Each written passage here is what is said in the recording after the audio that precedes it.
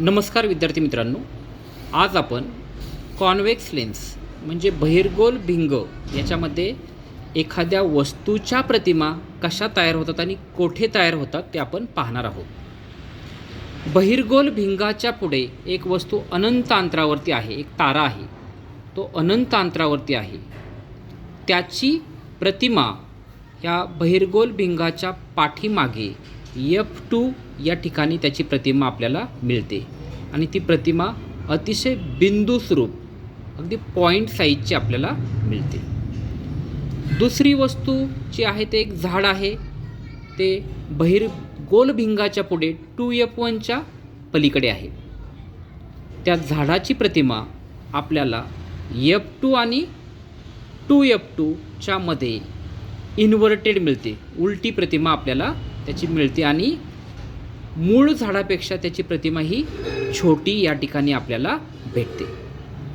तिसरा जो माणूस आहे किंवा एक पुतळा आहे तो 2F1 वरती आहे, तो 5 फुटाचा आहे। त्याची प्रतिमा आपल्याला भिंगाच्या पाठीमागे 2F2 वरती भेटते, उलटी भेटते आणि तेवढ्याच उंचीची मिळते। वस्तू ही 5 फुटाची होती आणि त्याची प्रतिमा पण ही 5 फुटाची आहे, परंतु उलटी आणि वास्तव आहे।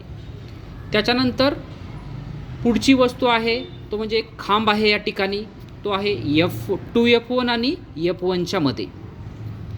त्याची प्रतिमा आपल्याला 2F2च्या पलीकडे भेटते आणि खूप मोठी भेटते, लार्जर साईज आपल्याला त्याची मिळते आणि ही प्रतिमा उलटी मिळते, उलटी आणि वास्तव।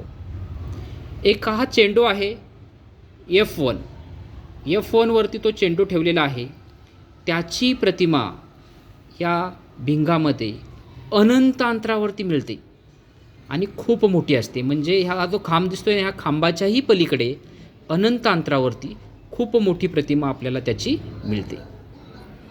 या ठिकाणी मी एक त्रिकोण ठेवला आहे छोटासा, ती वस्तू आहे ती भिंगाच्या पुढे ठेवलेली आहे O आणि F1च्या मध्ये। त्याची प्रतिमा मला ही त्याच बाजूला मिळते आणि खूप मोठी भेटते, ही त्याची झाली प्रतिमा।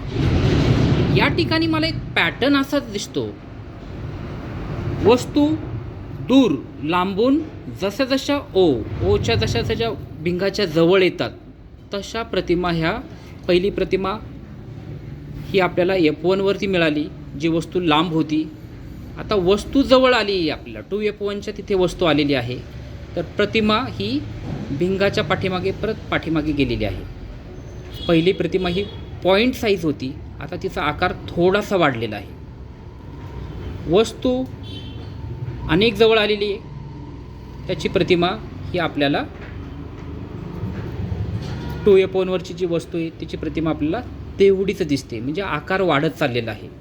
पुढचा आहे खांब म्हणजे पोल, तो त्याची प्रतिमा आपल्याला 2F2च्या पलीकडे खूप मोठी दिसते। अजून एक वस्तू आहे चेंडू, तो आपण अजून जवळ आणलेला आहे, F1 वरती आहे, त्याची प्रतिमा आपल्याला ही अनंत अंतरावरती भेटते।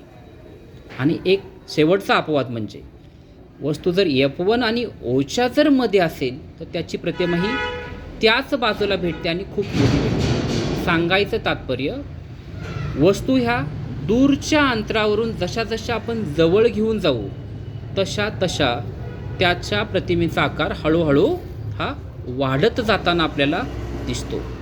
Thank you so much.